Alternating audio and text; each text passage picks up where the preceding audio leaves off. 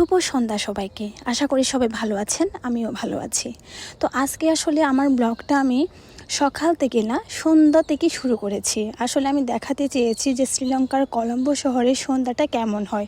আশা করি সবাই জানেন যে সন্ধ্যা তো আসলে সবারই একই রকম হয়, কিন্তু আমার এখানে শ্রীলঙ্কান সন্ধ্যাটা অন্যরকমভাবে যায়। প্রতিদিন আমি বাহিরে থাকি, তো খুব কাছ থেকে আমি শ্রীলঙ্কান শহরটা নিরিবিলিভাবে দেখতে পারিনি এখনও পর্যন্ত। তো আজকে আমি সময় পেয়েছি, বাড়িতে ছিলাম, কোথাও যাইনি, কেনাকাটা বা ঘুরতে যাওয়া কোথাও যাইনি। আমি বাড়িতে আসলে ফ্রি ছিলাম, ভিডিও দেখছিলাম।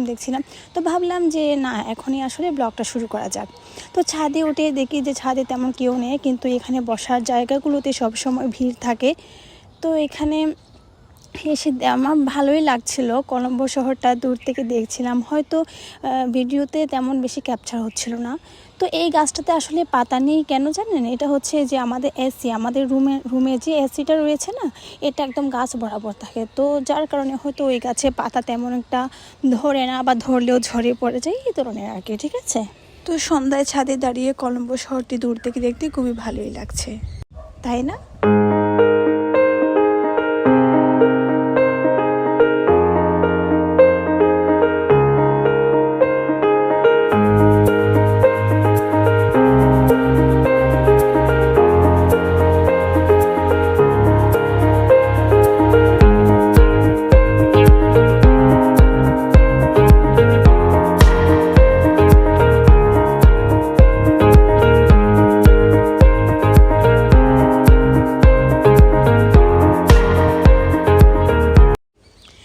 দেন আমি তারপর দিন চলে গিয়েছিলাম একটি থাইল্যান্ডের রেস্টুরেন্টে।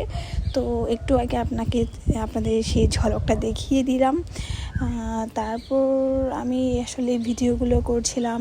আসলে এই রেস্টুরেন্টটা আমার খুবই ভালো লেগেছে, আর এখানকার খাবারের যে কি বলে লেভেলটা আসলে অসাধারণ। আর যারা খেতে আসবে তাদের জন্য আলাদা করে ফটো সেশনের ব্যবস্থা করা রয়েছে, যেটা আমাকে খুবই টেনেছে আর কি। আমার খুবই পছন্দ হয়েছে, কেননা আমি আসলে যে রেস্টুরেন্টে খেতে যাই ওখানে যদি ফটো সেশনের জন্য আলাদা করে কোনো কিছু করা না হয়, তাহলে আমার একদমই ভালো লাগে না, কারণ আমি ফটো তুলতে খুবই পছন্দ করি। ঠিক আছে। তো এখানে আসলে ফ্রুট জুস আমরা অর্ডার করেছিলাম। ফ্রুট জুসটা খুব ভালো করে ডেকোরেট করেছে, তাই আমি এগুলো ভিডিও করছিলাম। ওরাও দূর থেকে দেখছিল, আমি বারবার ভিডিও করছিলাম। দেন চলে আসছে আমাদের স্পেশাল বিরিয়ানি, থাইল্যান্ডের বিরিয়ানি, কিন্তু এখানে ইন্ডিয়ানের মতন কিছু পাঁপড় ভাজাও দিয়েছিল। আর এই রেসিপিটা আসলে থাইল্যান্ডের ছিল। এই দেখেন পাঁপড়, বাট আই ডোন্ট লাইক পাঁপড়। তেলে ভাজা জিনিস আমার তেমন পছন্দ না। তো আমি আসলে ভিডিওটা করছিলাম কারণ বিরিয়ানিটা অনেক ভালো হয়েছে, আর বিভিন্ন কালারের উপরে বাসমতি চালে ভাত ছড়িয়ে দিয়েছিল, অনেক ভালো লেগেছে। তো আমার খাওয়া দাওয়া অর্ধেক শেষ। মাঝখানে খেতে গিয়ে দেখলাম একটা ডিম, তো ভাবলাম যে এটা একটা ভিডিও করা যাক। আর উপরে দিয়েছে একটা শুকনো লঙ্কা, আর পাশে থাইল্যান্ডের কিছু চিকেন নিয়ে আমি খেতে বসেছি। কিন্তু প্রচুর পরিমাণে মশলা দিয়েছে, যেমন দারুচিনি, এলাচ, লবঙ্গ এগুলি বেশি দিয়েছিল, তাই একটু আমার মুখে লেগে তিতা লাগছিল। তাই একটু ভিডিও করছিলাম, তখন খাবার মতন মরেছিলাম না।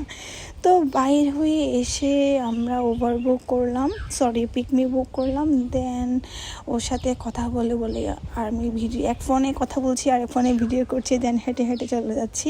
তারপর ফোনটা ট্রান্সফার করে দিলাম একজনকে, কারণ একজনের দুইটা কাজ করা পসিবল হচ্ছিল না। আর আমরা গাড়িটা খুঁজছিলাম, কারণ উনি হচ্ছে শ্রীলঙ্কান ভাষা ছাড়া ইংলিশে কথা বলতে পারছিলেন না। তো এখন আমরা রেস্টুরেন্টের সামনে দাঁড়িয়ে রয়েছি। এখন হেঁটে হেঁটে কার্গিলের দিকে যাচ্ছি, কেননা আমাদের গাড়িটি কার্গিলের ওখানেই দাঁড়িয়ে রয়েছে। দেন চলে আসলাম অনেক আউটসাইড একটা এরিয়াতে, যেখানে আমরা কখনো আসিনি। এসে আমি প্রত্যেকটা জুতো আসলে ট্রায়াল দিচ্ছিলাম।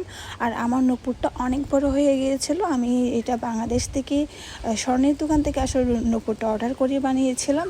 তো আমার খুব শখের নূপুর, আমি নূপুর ছাড়া আসলে চলতে পারি না, আমার কেমন জানি পাগুলো ছেলে লাগে।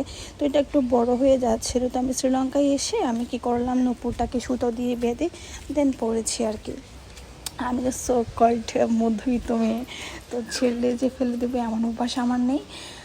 হ্যাঁ, তাই আমি আসলে সিম্পলের মধ্যে কিছু জুতা দেখছিলাম। তো দেন 1000 মিটার দূরে এসে আমি আমার মায়ের জন্য অরিজিনাল লেদারের একটা দোকান পেয়েছি। এখান থেকে আমার মা হোয়াইট কালারের মধ্যে কিছু কালেকশন দেখেছিল, কেননা আমার মা একটু বাইরে যাবে, দেশের বাইরে কিছুদিনের মধ্যে। তো আমি মায়ের জন্য একটা অরিজিনাল লেদারের হোয়াইট কালারের ছোটো টাইপের একটা ব্যাগ নিয়েছি, পরে ভিডিওতে সেটা দেখাবো। দেন আমরা ব্যাগটা নিয়ে বের হয়ে যাচ্ছিলাম, কেননা গাড়ি চলে এসেছিলো। এখন চলে আসলাম আমি মোস্ট ইম্পর্ট্যান্ট কিছু প্রতিবেশী আন্টিদের কি বলবো মাথা ব্যথার বাম নিয়ে, যাদের আমাদের উন্নতিতে সবচেয়ে বেশি মাথা ব্যথা হয়, তাদের মাথা ব্যথা দূর করতে আমি কিছু মাথার ব্যথার ওষুধ নিয়ে এসেছি। ওই বাম বলে এই ধরনের বিভিন্ন ধরনের নিয়ে এসেছি, যাতে আমাদের প্রতিবেশী আন্টিরা খুব সুস্থ সুন্দরভাবে জীবন কাটাতে পারে। এগুলো আসলে আমাদের সমাজে কিছু কিছু আন্টিদেরকে দিয়ে রাখা দরকার, কেননা ওনারা মানুষের উন্নতিতে, কারো ঘরের মেয়ে যদি কোনো কিছু করে, ডিফারেন্স কোনো কিছু করে, তখন তাদের হঠাৎ করে মাথা ব্যথা হয়, প্রতিটা হাড়ে জয়েন্টে জয়েন্টে পয়েন্টে পয়েন্টে ব্যথা হয়। তাদের জন্য আমি এই ধরনের ওষুধগুলো নিয়েছি, যাতে তারা অন্যের উন্নতিতে যদি কোনো ব্যথার শিকারও হয়, তাহলে এই বামগুলো ব্যবহার করে ঝটপট ইউজ করে ঝটপটভাবে সেই দুঃখ থেকে, মানে পেইন থেকে কি বলবো রিলিফ পেতে পারে আর কি। আর একদম চিন্তা নেই, এই বামগুলো নাম্বার 1 শ্রীলঙ্কার। তো ভিডিওটি কেমন হয়েছে জানাবেন। ধন্যবাদ সবাইকে।